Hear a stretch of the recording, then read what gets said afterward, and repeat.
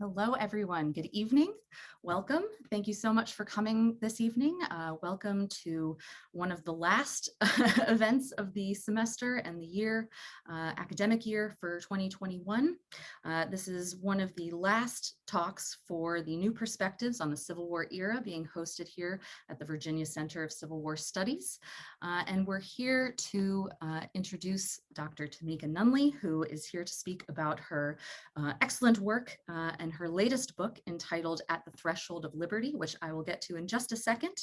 We've got another upcoming event on April 22nd with Dr. Holly Pinheiro, who's going to talk about the family Civil War. So I encourage you all to come to that. It's wonderful to see some of the repeat attendees tonight. Thank you so much for attending today. And so we are going to introduce Dr. Tamika Nunley. Thank you so much for being here. Dr. Nunley is an associate professor of American history at Oberlin College. She's just had a new book released that's getting a lot of acclaim. It's a wonderful work. I've read through it myself, called At the Threshold of Liberty, about women, slavery, and self-making in Washington, D.C. And so she examines African-American women's strategies of self-definition in the context of slavery, fugitivity, courts, schools, streets, and government, which is now being published by UNC Press. So I will put that in the chat for you all so you can see that. We will have a Q&A at the end of tonight, so feel free to start asking questions at any point during the talk. Dr. Keckley and I will be upholding the Q&A at the end of this event. And so with that, I would like to hand things off to Dr. Nunley. Thank you so much for being here. We really appreciate it. Excited to hear your talk. And I can't express how much I am so excited to be back with Virginia Center for Civil War Studies. It has very much been formative in the development of this book. And so I'm very excited that I get to kind of share what I discovered after years of research and my time coming from the Virginia Center for Civil War Studies. So I'll go ahead and begin my talk from the top so we get the full scope of what I am presenting this evening. Throughout the American Civil War, African-American women and girls tested the scope of emancipation policies, leveraged the conditions of war, and redefined the meaning of liberty in the nation's capital. Legal emancipation began first in Washington, D.C. at the beginning of the war in 1862 and set off a series of legislative aftershocks that would gradually break down the stronghold of chattel slavery. The story of Black women and girls' liberty claims, however, began well before the outbreak of the war. This evening, we will begin with a classroom crowded with Black girls anxious to learn about politics. We will then weave into the alleyways of the district brothels where Black women sold sex and leisure, and then explore the journey of enslaved women who initiated a social contract with the federal government that would forever transform their relationship to the Union. From the founding of the Capitol to the American Civil War, a history emerges of Black women and girls, enslaved and free, who developed their own ideas about liberty and accordingly traditions of self-definition that help us understand how they survived and lived in a slaveholding republic. They were driven by the ideals of their time and expressed their desires to govern their own lives without the oversight, force, and violence administered by others. Furthermore, women and girls who were legally free navigated social norms organized by Black codes and local custom. For instance, learning to read and write was not illegal in Washington, but Black girls attended school at the risk of mob violence and public ridicule. Quote, I have thought, though men enslaved the body, they cannot enslave the mind and prevent it from thinking, declared Mary Brent, a student at Minor School for Colored Girls. Without any assurance that they'd be protected from physical violence, Black girls trained as teachers with a determination to make education available to as many African Americans as possible. When local labor prospects foreclosed opportunities for more income, flexibility, and favorable work conditions, Black women developed their own entrepreneurial economies. They rented plots of land and sold their produce at the city market, sewed for wealthy clientele, and others considered a foray into the sex and leisure economy.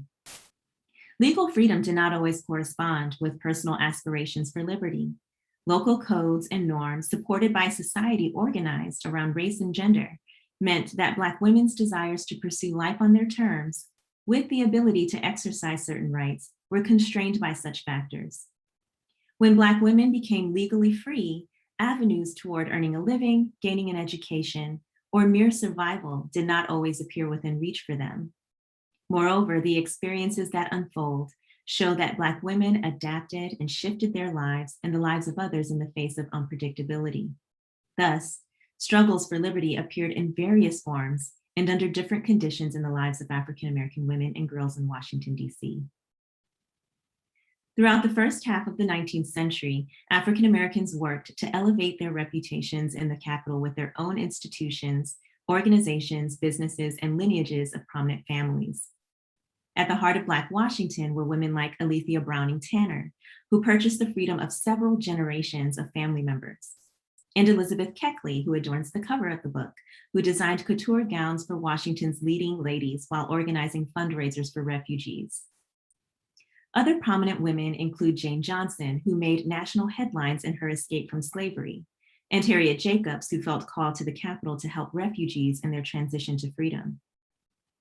More obscure in the archive, but equally important, are the scores of washerwomen and cooks who worked long hours in the homes of local residents, and the women who wove through the alleys selling sex, leisure pursuits, or simply a room in which to play cards. Their aspirations for a better life become visible through stories of women like Anne Washington, whose mother quietly scraped together enough money from her earnings as a washerwoman to send Anne to Myrtilla Minor School for Colored Girls. Across class boundaries, women in the district shrewdly assembled their resources to assist fugitives, build businesses, form organizations, and establish schools. In the nation's capital, African American women tried and tested the limits of liberty. Black women sought to imbue Republican ideals of rightful liberty with an expansive meaning, not limited to, but that which included legal rights, the freedom to assume a new name, flee bondage, and exploitative labor conditions, retrieve kin, or seek an education. They talked about liberty and thought about it, and formulated plans to see it actuated in their own lives before, during, and after the American Civil War. From the founding of the Capitol, Black and white Washingtonians began the work of building a robust set of religious, civic, and educational institutions. The vibrant African American institutions they created made Washington an attractive place for Black migration from other Southern states. This was of tremendous importance to Black women. Free Black women and girls faced limited access to economic and social mobility, but an education opened up possibilities for a vocation in teaching and participation in social reform. In Washington, schools were spaces in which Black girls explored their own ideas, opinions, and values, not only about themselves, but the worlds in which they lived. In their learning, they were steeped in literature, science, theology, reform, and the heated political debates of the 1850s. In Myrtilla Minor School for Colored Girls, one student, Marietta Hill, was particularly engrossed in the political affairs of the Union. In 1854, Congress passed the Kansas-Nebraska Act, which allowed those who settled in the territory to decide whether or not to permit slavery there.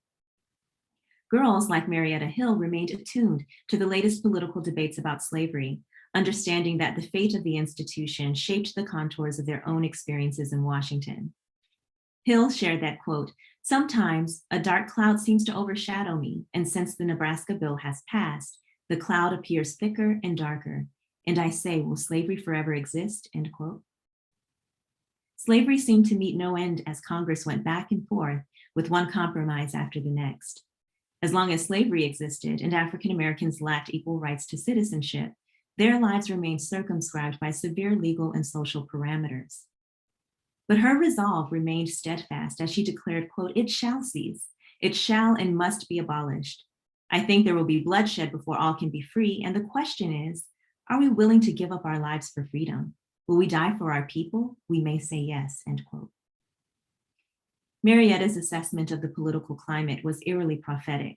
Bloodshed, not just in Kansas, but on Harper's Ferry and eventually Fort Sumter, would usher the Union into war. In the meantime, Minor provided an intellectual environment that made space for the girls to share their thoughts and frustrations, as well as their candid opinions about the national state of affairs. They offered critiques that ranged from political events to everyday insults they experienced in Washington. Minor hoped to provide the kind of education that positioned the girls to articulate claims to equality in the capital. Making education accessible to Black girls stirred social and political anxieties among white locals concerned with the future of the country.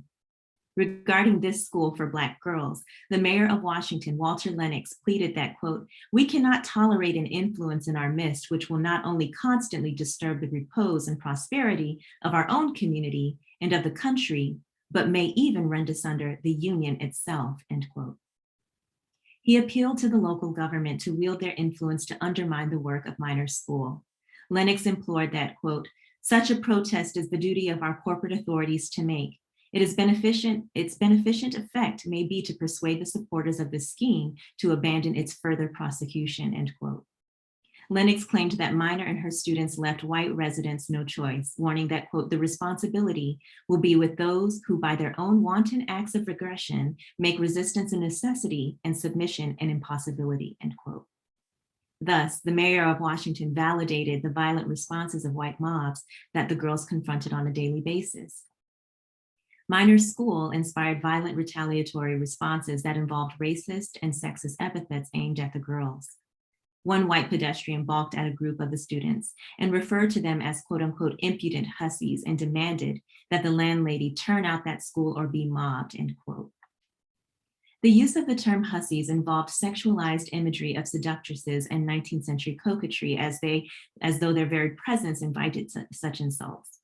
The man projected a sexualized and wayward representation of them in the broader public to justify their removal. Students' responses to local harassment do not appear in the existing record, but perhaps their thoughts remained in the purview of their private lives. Indeed, historian Darlene Clark Hind explained the ways that 19th century Black women embraced a culture of dissemblance, where they protected their inner lives and reactions to sexualized insults. These girls most likely deployed a number of strategies for survival, many exhibited by African American women within their respective communities. Sources allow us to see that students took seriously the work of learning and regarded such efforts as an indictment of the society that deprived them of the basic privileges afforded their white counterparts. When lectured by the white wife of a clergyman on the importance of being educated according to one's social status, one student, Lizzie, responded, quote, "I would rather be learned than be contented and be ignorant. I will be learned and I must be learned. I would not ask this as colored people should not enjoy every right as white people," end quote. Lizzie's commitment to education coalesced with her claims to citizenship.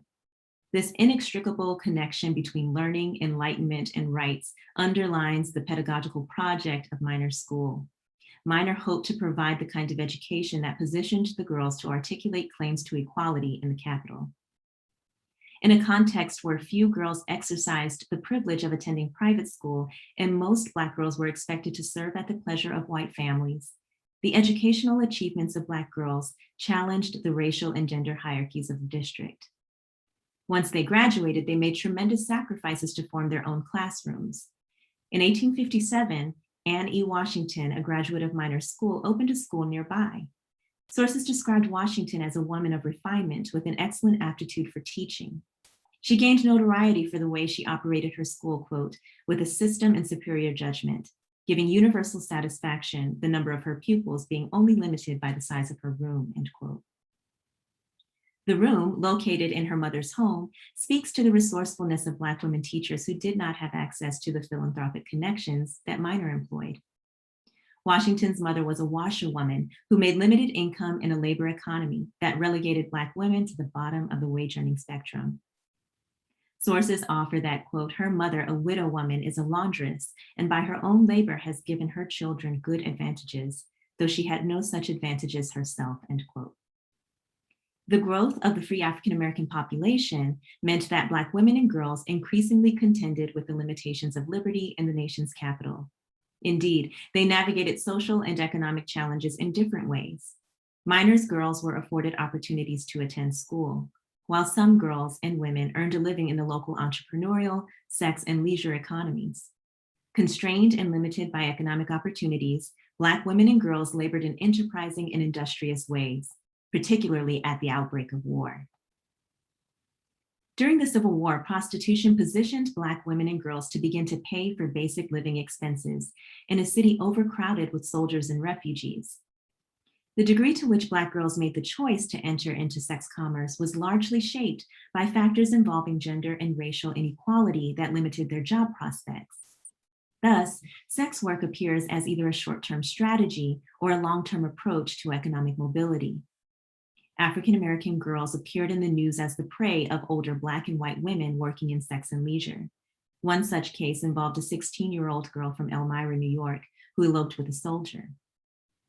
Her mother learned that her daughter lived in Washington, so she sent an inquiry along with a likeness to the superintendent of the police department. The detectives immediately recognized her as the young girl they had seen at 13th Street between C and D. They searched for the girl and learned that she sought treatment from a local hospital. After searching different brothels, the detectives proceeded to a house kept by Julia Fleet, who lived on 3rd Street between Maryland Avenue and B Street South. The detectives found the girl emaciated and seated near a window. As they entered the house, they found civilian men and women and soldiers playing cards upon their knees, as they had neither a table nor spare stool. In addition to the people playing cards, the detectives noticed that a number of ailing prostitutes were lying around. Officers returned the girl to her mother and reported that, quote, the distress of the mother when the wasted figure of her once beautiful daughter was brought into her presence was heartrending even to those accustomed to scenes of distress, end quote. In the news account, the girl appeared as a fallen soul who exhibited much sorrow and shame. These reports served as depictions of the dangers of vice and immorality that appeared in the city, but the story under the surface appears much more complicated. The realities of wartime poverty and the way that Black women in particular struggled to survive offer insights into how the girl arrived at Fleet's 3rd Street establishment. The ailing prostitutes found at Fleet's home affirm another detail of her life. Locals described Fleet as a quote unquote sort of doctress for afflicted females of her class. The girl conceivably worked for Fleet, but there's a possibility that she sought Fleet for medical care as well. When the detectives initially began their search for her, they learned that she went to a local hospital in search of treatment. Locals contracted diseases from the overcrowded and unsanitary conditions of the city. Women and girls in sex commerce were certainly vulnerable to venereal diseases. And evidence only marginally supports that Fleet enticed the girl to her brothel, but the report sheds light on how these establishments served multiple functions, making space for sex, leisure, and socializing, but even serving the purposes of healing. These reports seldom explained details from the perspectives of Black women. Indeed, the record does not even provide a name for the girl. Stories like hers shed light on the fact that Black women experienced the war very differently, depending on their social and economic position.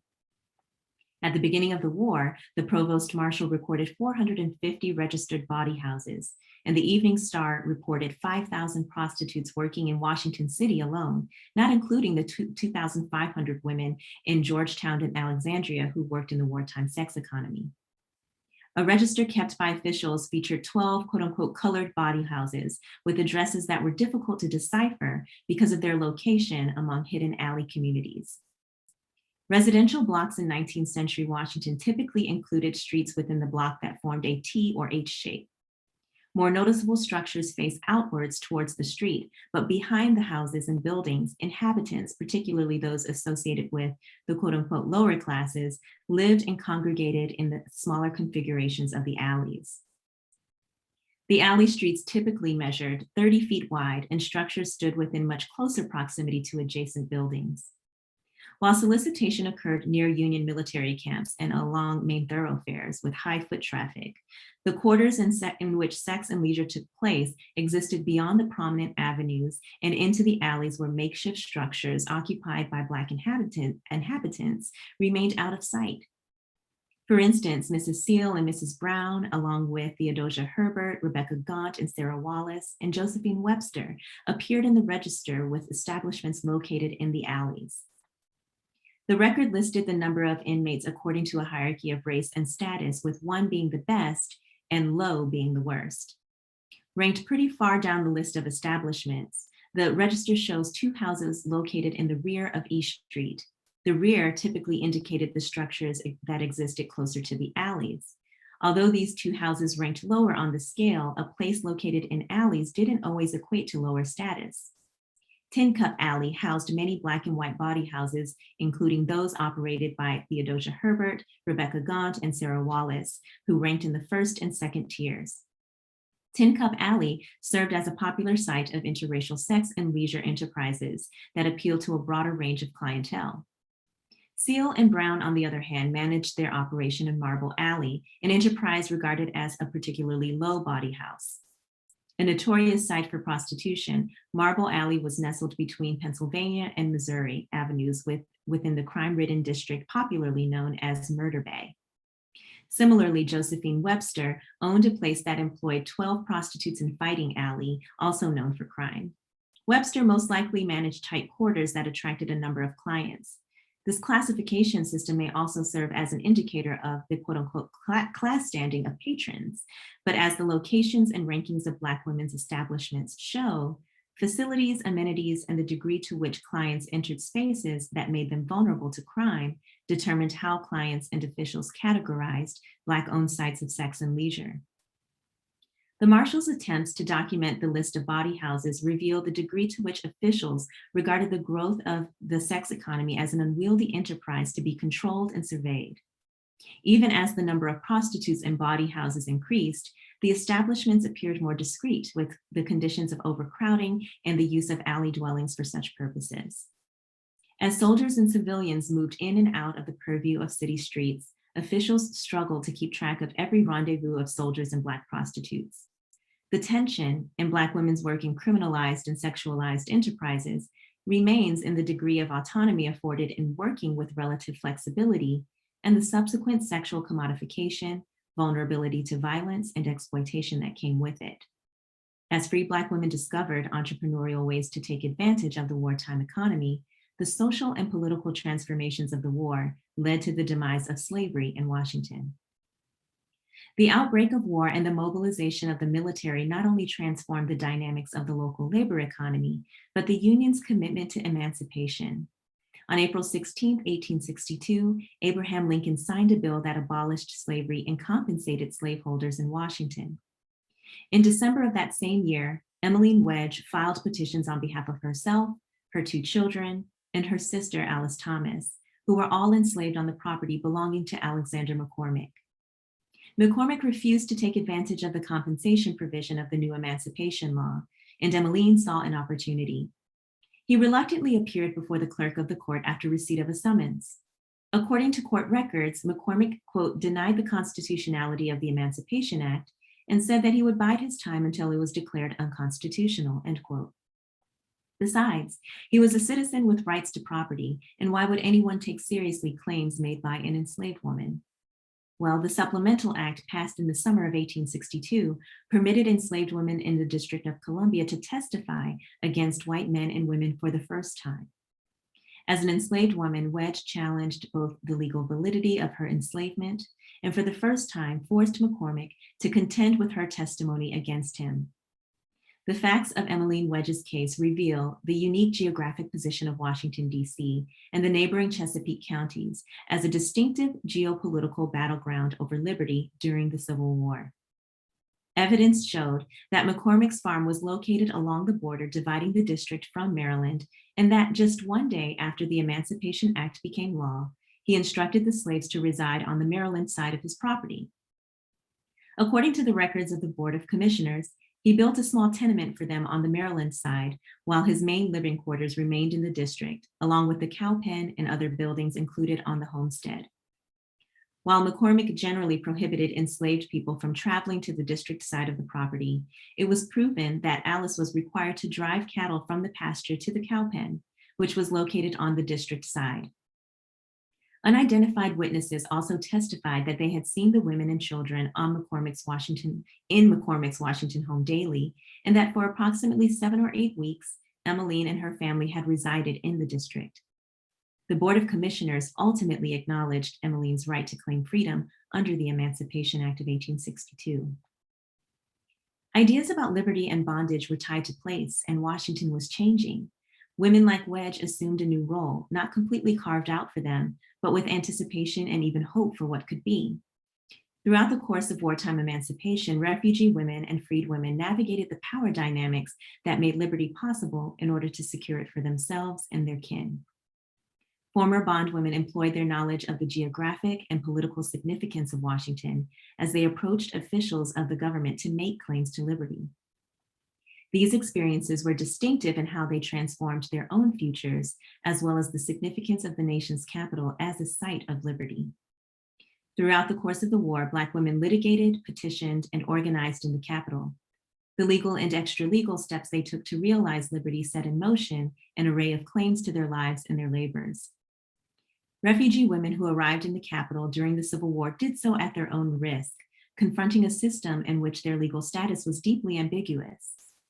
Refugee and fugitive women took advantage of the geographic and political position of Washington, D.C., particularly in instances where they arrived from slaveholding states during or after 1862. Many of them traveled to the district from Virginia, a bastion of the Confederacy, or Maryland, a loyal slaveholding state. According to the laws and customs of the Confederacy, Black women coming from Virginia were considered fugitives, and depending on one's views, refugees.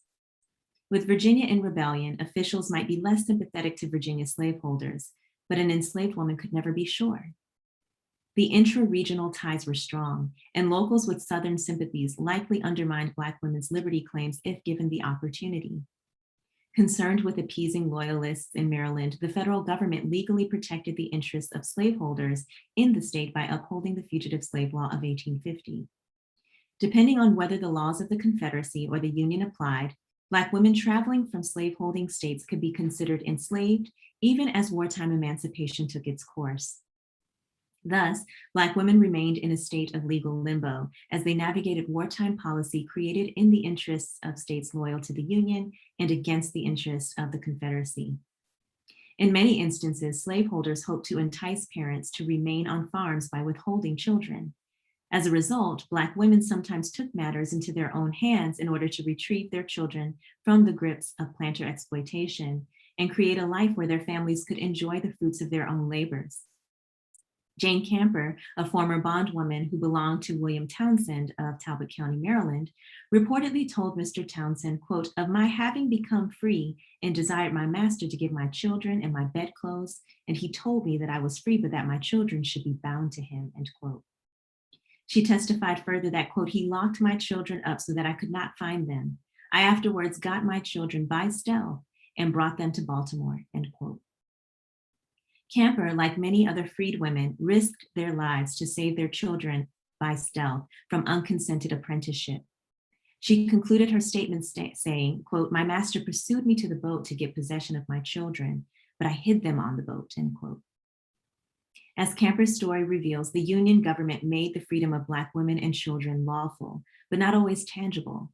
Even upon assuming freedom rights gained from the war, Black women continued the work of resituating their relationship between themselves, the government, and the communities in which they lived. The stories of these women do not fit into neat historiographical themes, but show the rather complicated and unanticipated directions in which their lives took shape.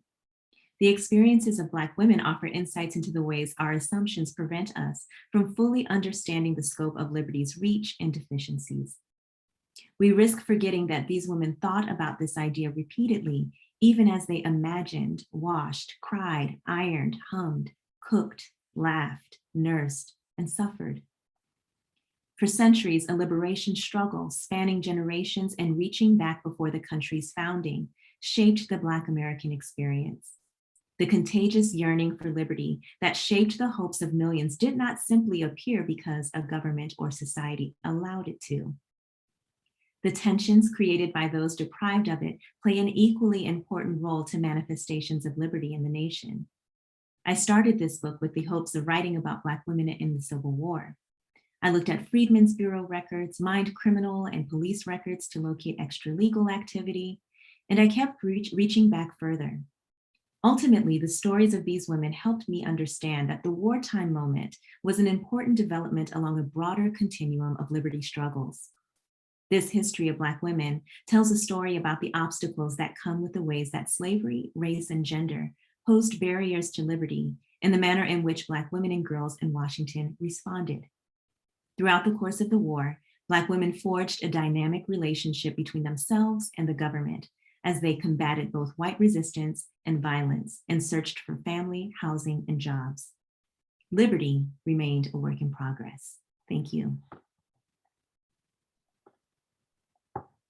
Wonderful. Thank you so much. That was a fantastic talk. Really appreciated hearing all the stories and most especially the names of these women. You have Yes, so many names. It's wonderful. I know from experience that's really difficult to find. So absolutely. as Paul and I kick off this Q&A, I'd love to ask you a question.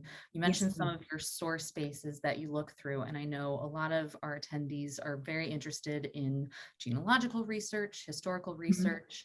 So could you speak a little bit about how you found these women, where you had to look, and how that might be possible for non-historians who are trying to do this, from afar quite often, and some of the archives Mhm. you look through, and yeah, just how did you put these stories together in such compelling ways? You're drawing out so much from so little, I know. And so if you could just give a little sense of that for the audience, I'd love to know more about that.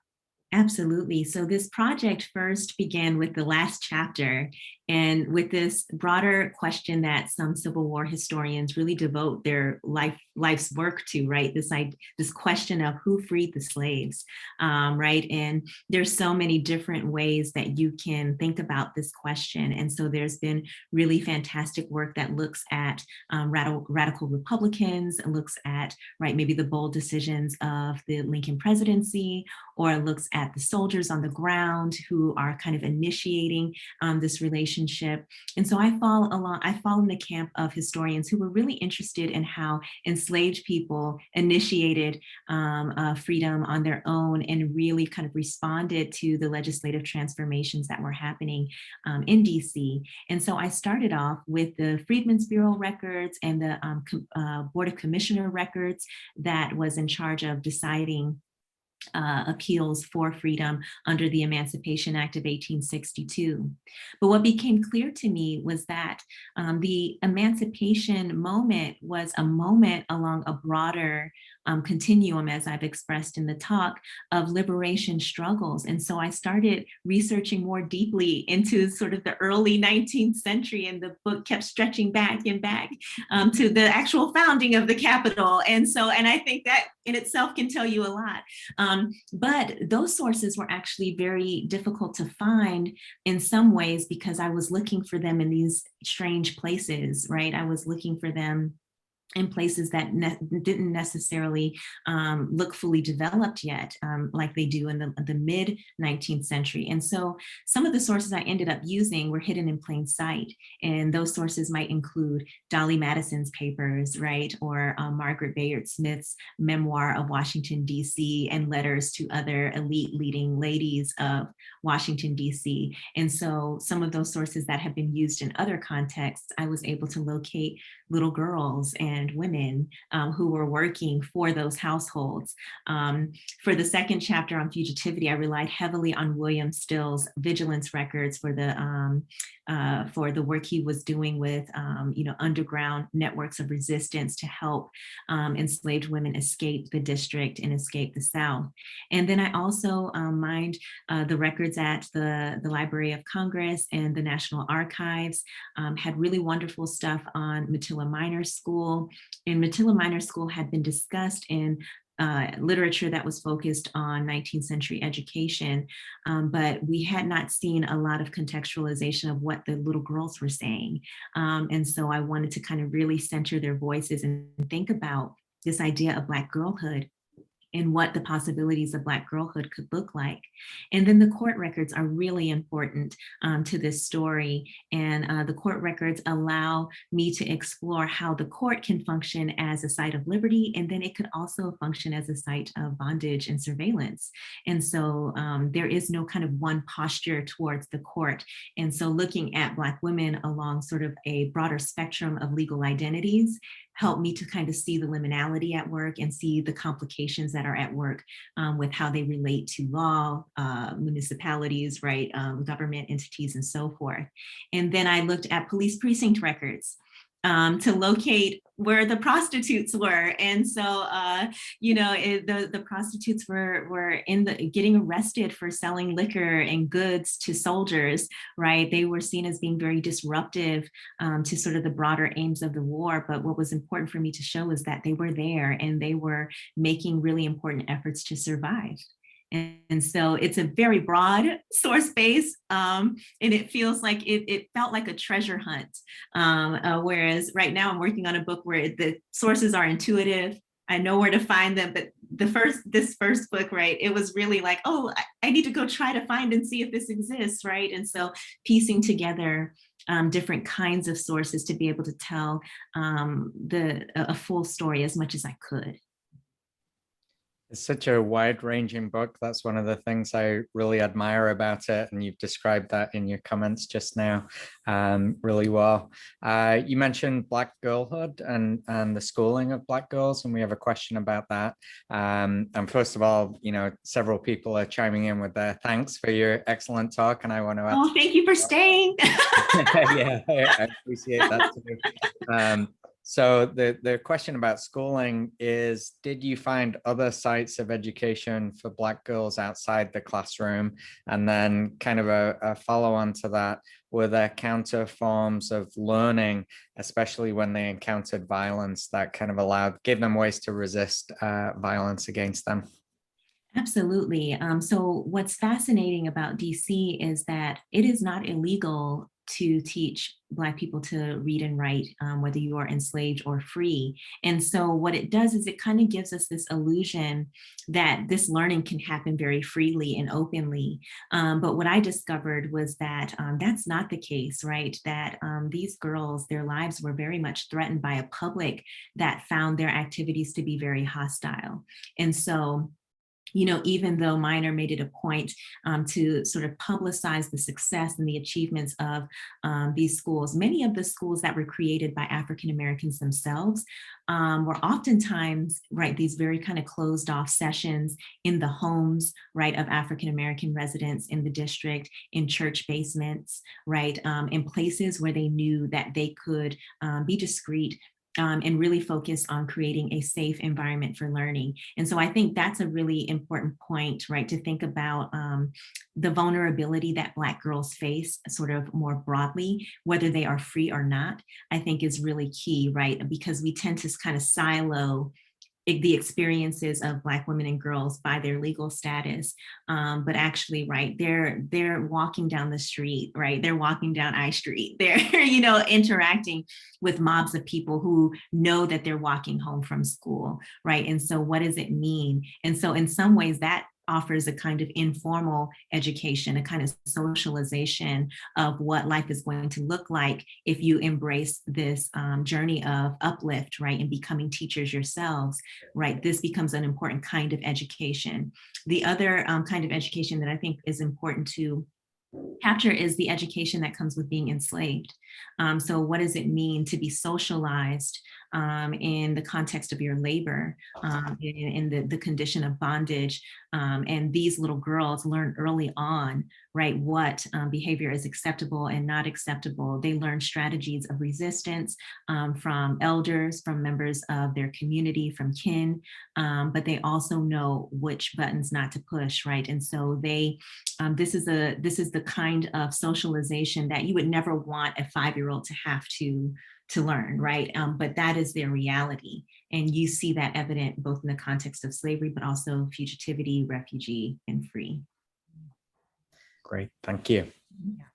Well, to continue on this kin question, we have a question from the audience as well about, you mentioned the efforts of women to locate kin who had been lost to the slave trade.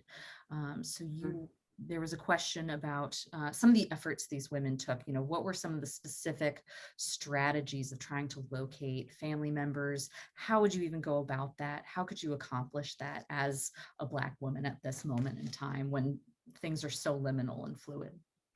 You know, one of the biggest centerpieces of the book is highlighting the ideas and the thinking of Black women and girls. And so I think we have oftentimes taken for granted the kind of political, geographic, legal knowledge that these enslaved women carried with them during wartime emancipation.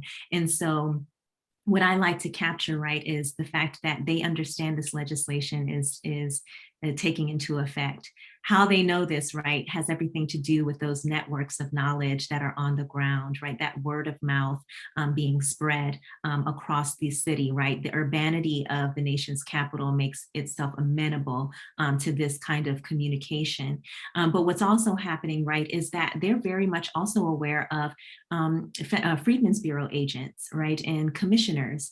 And so all of the new sort of bureaucratic developments that are happening during the war, particularly right in the administration in DC, people are aware that they can go, right, or write or have someone write to John Eaton, right, or other folks, right, who are associated with the government to be able to make claims to freedom, or to try to free their children, or to try to learn more information about lost kin. And so what is really evident throughout all of those Freedmen's Bureau letters are appeals. Have you seen my daughter? Have you seen my granddaughter? She was last seen on this plantation, right? They might have sent her to work at this place, right? And so John Eaton and others are writing and trying to find out, have you seen this person, right? And so it's sort of a broader network, but what we see is that Black women are very much aware of the government structures that are in place in order to aid them, and they appeal to them when their own actions are not enough. So I have an excellent follow-on from that topic, because that, you know, you talked about the way Black women used government bureaucracy and, you know, called on government bureaucrats to help them in what they were trying to achieve. We have a question about government spaces in Washington, D.C. Were Black women able to use government spaces, for example, the U.S. House of Representatives and Senate galleries? Yeah, this is a fantastic question. And the women that I tend to look at, particularly those who are refugees or prostitutes, don't necessarily roll up to the Capitol, right? But they're along Pennsylvania Avenue. And I know this because this is where they get arrested for being there, right? And so, you know, they're definitely in sort of the prominent spaces, right, along the National Mall, in Lafayette Square, in these prominent places that we typically associate with elite political leaders. They're very much passing by, right? Whether they're selling their goods, right, in the marketplace at one of the best stalls, or whether or not they are soliciting, right, on Pennsylvania Avenue, they're very much interacting with spaces that are associated with power. Thank you so much. One question I wanted to pose as well, you talk so much about, you know, this great analysis of what women are doing and how they're feeling and thinking. And that's something that can be really, really difficult to get at given the limitations of these records. And so one question from somebody in the audience, first of all, is, you know, who is the woman on the cover of your book? Story. I realized I should ask that before I move to the second question, because I know you had a PowerPoint that I think you were given. Yeah. She is, but also, yeah, just thinking about, you know, getting beyond also just the surface of the sources and getting beneath that surface and thinking about the people underneath all of this. So how are you conceptualizing that as well as you put this together? Thank you. Absolutely. So the person on the cover is Elizabeth Keckley. And, you know, after lots of discussion with my editor, we decided that she was really a perfect person to put on the cover, a formerly enslaved woman who really became a talented designer and was able to earn enough revenue to purchase her freedom and the freedom of her son, and moved to DC to begin her own dressmaking business and also a dressmaking school, which did not get off the ground as much as she wanted to, but she did become a very successful designer for Mary Todd Lincoln, for Verena Davis, and for all of the political elite wives across, right, sections, right, both of the Confederacy and of the Union. And the reason why I think this is important to your question is that a concept that I use to frame and kind of bring all of these stories together is this idea of self-making, this idea of realizing one's personal aspirations for liberty, even when the legal status that they that is assigned to them does not correspond with those aspirations. And so I think about people like Elizabeth Keckley and her own self-making, right? She goes from sort of writing a memoir about how she was born, right, in a calico shift, right? But then she's in this dress, right, on the front cover, right? And this has a lot to do with her self-making, and not only aesthetically, but also politically, right? As a social reformer and activist in Washington, D.C., she becomes an activist in her own right, where she begins to organize a contraband relief society in order to provide aid for refugees. And so she aligns herself with that cause, but also in the spirit of self-making, she sees herself as someone who's very well versed on freedom, right? And she sees herself as occupying a particular kind of class standing. And she highlights her proximity to people like Mary Todd Lincoln and Verena Davis to kind of anchor her own sort of broader public personality in Black DC and in Washington more broadly. And so this book is very much interested in how were Black women imagining their lives and the possibilities of their worlds, even in the face, right, of an incredibly circumscribed life. And that's the kind of framework you're either going to really love or you're going to really hate, right? And so that's what I always tell people. People are either going to really love the idea of self-making, or they're going to be like, you know, this is not this is not it, right? And so in some ways, I do take some intellectual risk to paint different possibilities and scenarios that might shape their world, even if I don't have a conclusive thought, right, or enough evidence to bring a conclusion to the reader. And so that's a particular methodological choice that I've made that will either do some good or cause some trouble. So. Sometimes a little of both is okay. Yeah. Well, and I mean, especially for Black Americans at this time, you have to go beyond just the surface too. There's so much limitation. So I think you're absolutely on the right path with what I love how you frame this and present it. I think it makes a lot of sense. It humanizes all these women too, in ways that you might just not get from the ledgers and the ways they're written about by other people who have agendas behind how they're written about as well. So, so thank you for how you present all of this as well. I think it's going to be really helpful for a lot of people. Just a quick follow-up about Elizabeth Keckley. One viewer is interested. Do we know where she's buried? I think we do, and it just came out in the Washington Post this year. I believe there was a new burial ground that was unearthed on some property. It's a Washington Post article on, and so I remember seeing some information about that. So Google Washington Post Elizabeth Keckley grave. Okay. Wonderful. We've got one other question as well about the strategies women, have to employ in order to survive. One of which is, as you referenced quite a bit, the use of prostitution to earn a living. And so there was a question about, is there a change over time for a lot of these women? Do they move out of prostitution? Is there a communal feeling about prostitution in these communities, or is it generally kind of understood as a survival strategy? Yeah, I think there is definitely a communal quality to it. And this is what I've learned in my research. When I wrestled with this chapter, because I'm so used to historians kind of treating prostitution as this separate thing, a separate book, a separate project, a separate historiography. But what I found out was that, to leave out prostitution would leave prostitution generically absent from the broader story of not only Black women's experiences, but also what the American labor economy allowed for, right, made space for. And so I utilize this framework by the late scholar Cedric Robinson, who terms this idea of racial capitalism to understand how African Americans have been subjugated in American labor economies. And I found it really useful because it helped me to answer the question of, if you become legally free, if a Black woman becomes legally free, then what? Right. And I think we want it to be Myrtilla Minor School, but the fact of the matter, right, is that Myrtilla Minor School only has a very, very small sliver of the Black population in the classroom. And so what that means is that these girls, these teenagers, these women are ending up elsewhere. And so I mentioned in the talk that this might appear as a short-term strategy, or this might appear as a long-term strategy.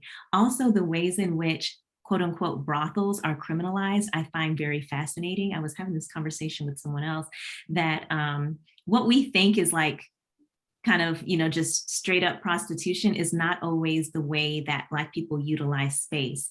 And so there was, one person who was arrested for having like, a gambling card game in their place, right? And it was associated with lewd activity, but like literally like the night before he had like a Bible study at his house, right? And so I just also want to kind of complicate kind of the ways we silo the experiences of just 19th century Americans, period, right, into these categories that, are more palatable for us, or, more easy for us to kind of simplify, but it's just much more complicated. And so it's very much akin to, 20th century rent parties, where African Americans on payday are hosting fish fries in their houses to earn extra income, right? But how policing authorities and the law might see that as criminal, right? And so this is why Black codes and slave codes become really important, because it's one thing to say, right, it outlaws, right, bigger gatherings, right, than 4 people, or there's a curfew at 10 o'clock. Well, then what does that mean then for Black life? It means that it does not take much for you to appear in the arrest record. And so even those, right, police officers who have made an interpretation of what they thought was going on needs to be contextualized by sort of the realities of Black life and how it's circumscribed by these codes and customs. Thank you. We're getting great questions tonight. Keep them coming. Yes. One audience member is interested in comparisons between Washington, D.C. and other places, other free states during and before the war, maybe especially cities, I don't know, Philadelphia, New York City, and so on. Were they somewhat similar, or was Washington, D.C. completely different? I think that Washington, D.C. was similar, very similar to places like Richmond, definitely similar to urban places in the South. But what I think makes it particularly interesting is how it's a very contested place, right? In the sense that abolitionists target Washington, D.C.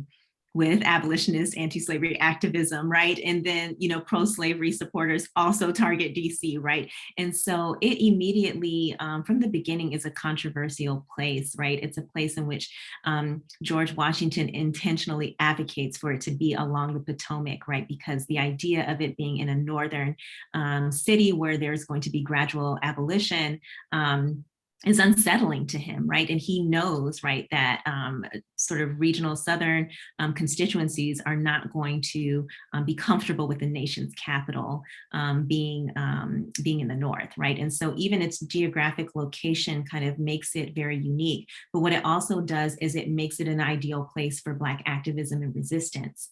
And so the degree to which Washington, D.C. becomes this very liberal, progressive place associated and tethered to the ideals of the nation has everything to do with the ways that Black women made it that way, right? Yeah, absolutely. Wonderful.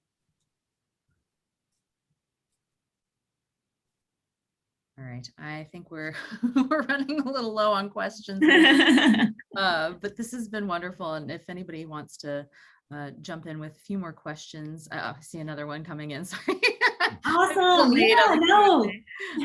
So there was a question about, again, Washington, D.C. being this Mhm. really fascinating site. And I think definitely, occupying the space between the Confederacy and the United States during the war, especially, it's kind of sandwiched between Maryland and Virginia. So it's this really interesting space that's kind of in the middle of all these debates. Mhm. So one of our viewers is asking about, was there an influx of former slaves following the war and during Reconstruction, and how did that affect communities that had been operating since well before the war? How is this new population rush potentially changing things at all?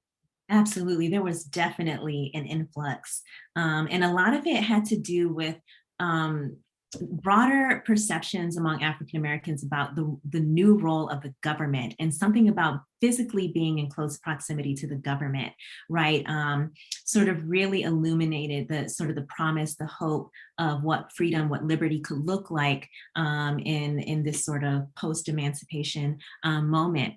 But what we see right in the middle of the war is this immediate, huge influx of refugees and also overcrowding, disease, poverty, right? And so as much as we abstractly kind of note the ways that emancipation is this really important moment to signal, I think historians also like the Volia Glymph, right? And are thinking about sort of what does that look like on the ground, and how are the conditions of war complicating the idea of what freedom is, right? And you realize, right, that it's actually quite devastating and quite constraining. And so it adds a lot of pressure on the community that lived there prior to the outbreak of war. But I think that the Black community, does a really good job of kind of rising to the occasion and really rallying support from other philanthropic sources, also from other communities in the North and in other parts of the country, and really being able to mobilize material support in order to provide assistance to refugees. And so I think that it definitely adds pressure to the city, right? But what it does is it continues to add to this broader tradition of African Americans in Washington, D.C., who are creating community, creating institutions, looking out for one another, right? And building sort of a broader lineage across time in D.C. So what I was fascinated with was I was actually living in the D.C. area when I first started this project. And what became very clear to me, right, was that there's this long-standing, Black middle class, right? And what became an interesting question for me to ponder was how long had they been here? And what I realized is that they had been here for quite a long time, right? And so, and helped sort of give DC a more sort of liberal quality, right? Not quite, fully liberal, right? But like give it a liberal quality, right? And a lot of that has to do with the lives that they've been able to create and against all odds in DC. Yeah, I'm really taken by the broad chronological sweep of your book. And I was struck by what you said earlier. It started out as a Civil War book, then you had to go further and further back to understand it all. And I think it's a really better book for that. I keep wondering, though, in the lives of the Black women you've studied, how did those key events during the war, maybe especially the abolition of slavery in DC in April 1862, how momentous and historic did they seem through their eyes at the time? Was it, oh, this is an amazing moment, our lives have changed forever? Or was it more like, okay, this is just one step on a journey we've been on for decades already and will continue to be on for some time to come? Yes, I think that they saw it as another moment in which to kind of signal and put out there what their self-making aspirations were going to be in that moment. And the reason why I frame it in those terms is because everybody isn't enslaved and everybody isn't free, right? There are some people who are fugitives, right? And so being able to have the relief of legal emancipation taking effect, right, legally, is really important, right? For enslaved people, right, this becomes really important. For free people, right, this becomes another opportunity, right, to begin to reconceptualize one's identity and place in the nation's capital, but also sort of more nationally in terms of citizenship. And so it really depends on who you're talking about. For women who were madams, right? They saw money coming in, right, with the soldiers coming to the Capitol, right? But also they saw constraints that were going to be created by an influx of refugees, right? Constraints in housing, right, and resources. And so I think that more consistently across the board, people were absolutely ecstatic about the Emancipation Act of 1862, and they saw it as a foreshadowing of what was going to come. They knew that this was going to be the beginning of the end of slavery as it stood legally, right? They knew the country well enough to know, right, that it wasn't that simple, right? But they knew, right, that that the legal demise of slavery was on its way, right, and that they were the guinea pig, so to speak, right? And Kate Mazur talks about this, right, how this becomes a laboratory for freedom, and so they know that they're all playing a part in that work. So I think that, for historians, it's easy for us after we spend a lot of time with this to kind of say, well, that, it was the Emancipation, Act, and it did this, but it wasn't fully complete, but it was really important. It was incredibly momentous for members of the community there. And I think that many leaders, political leaders, Black political leaders, saw it as the culminating fruit of a lot of effort many decades prior to the outbreak of war. Yeah. Absolutely. Yeah, we have a question also about the relationship of the women you study and their roles in churches. Yes. And that was making me think, based on what you were just saying as well, about political power when you're not necessarily formally part of politics, but you do have influence, even if you're not necessarily voting. So how maybe do those interplay at all, or just, can you speak to these roles in the church, roles as political actors, even if sometimes formally excluded through law? Absolutely. Churches, first and foremost, are also political entities, right? So they're not only houses of worship, but they're political entities. They are places in which, right, they get to choose who their leaders are, right? What their community ethic is going to be, and what their touch point is going to be to sort of a broader community around them. And so these are really kind of the brick and mortar first sort of generations of political institutions of Black life. And so the role of women then really becomes really important as well. And it's not what you might think, right? You might think that the theology lends itself, right, to the suppression of women's voices, but it actually doesn't. Alethea Tanner, right, is actually responsible for financing most of the brick and mortar churches, right, in those early decades of the nation's capital's history. In some ledgers that I found at Howard University's Moreland Spingarn archives, I found, right, her name as being the second highest donor for building funds for certain churches.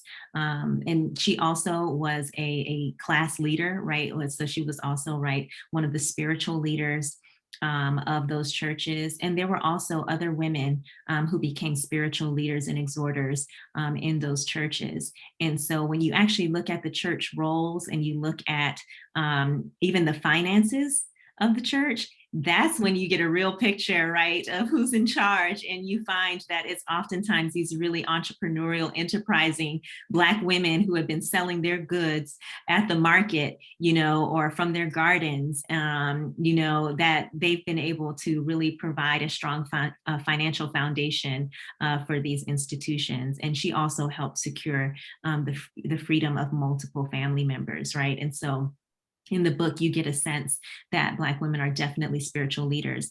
Elizabeth Keckley's Contraband Relief Society is actually organized in church, right, before it sort of broadens, right, and publicizes the work that they're doing. And so a lot of that organizing is happening in the church, right, whether it's in the sanctuary or the fellowship hall is happening.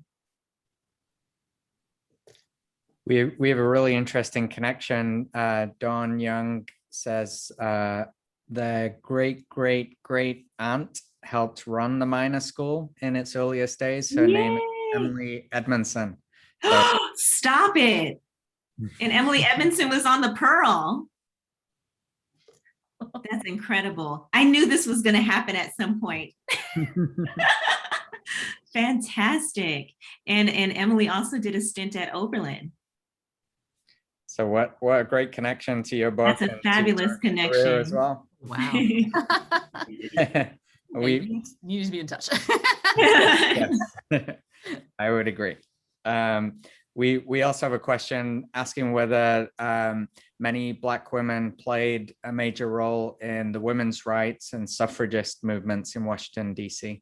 Absolutely. Black women played a huge role. And I'm thinking here of Treva Lindsay's Colored No More is a really great book that really outlines the activism of Black women. Also, Martha Jones' new work, Vanguard, also outlines how Black women in DC were very instrumental in leading leading the effort, right, to promote suffrage, but also to promote equity, racial and gender equity all throughout. And we see this in the Black Women's Club movement at the turn of the century, but we also see it with a lot of younger African-American women who are attending Howard University or other HBCUs throughout the country. And so these schools actually become, right, these really important sites of sort of leadership development and social activism and movement building.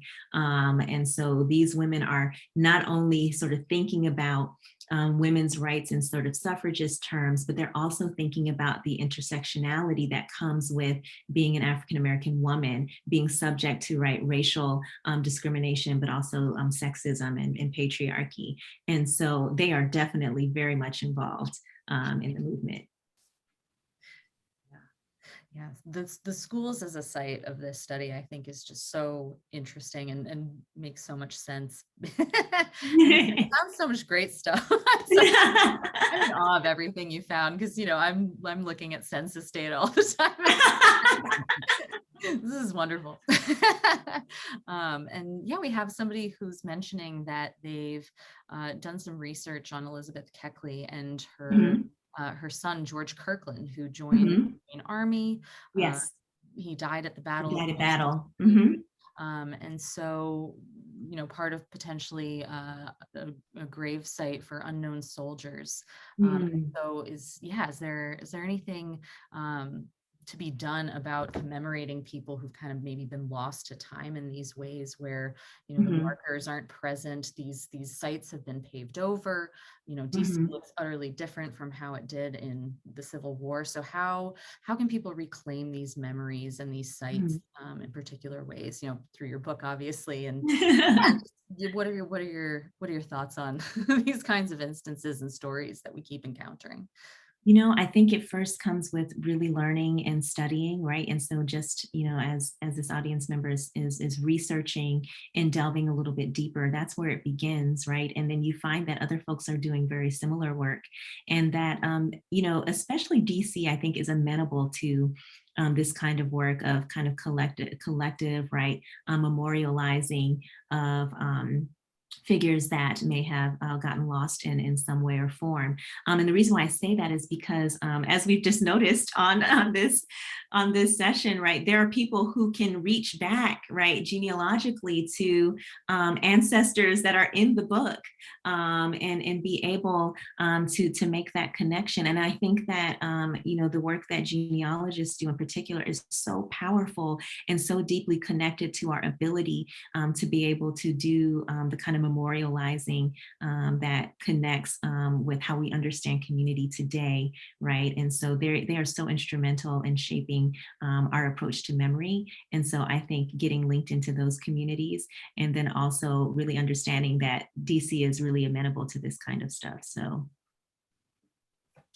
And it's been great to see, you know, now you've published the book, you get to meet even more people with those connections and learn more about the topic. Maybe for the second edition, you'll have a few new tidbits to put in there, thanks to these kinds of connections. Definitely. And I'm afraid that our time is up and we need to draw things to a close. But I really, really want to thank you, Dr. Nunley, for persevering and coming back. And sorry about the technical problems earlier, but I'm really glad we carried on. And especially to the audience members, I'm sorry we told you we were not doing it and then told you we were doing it.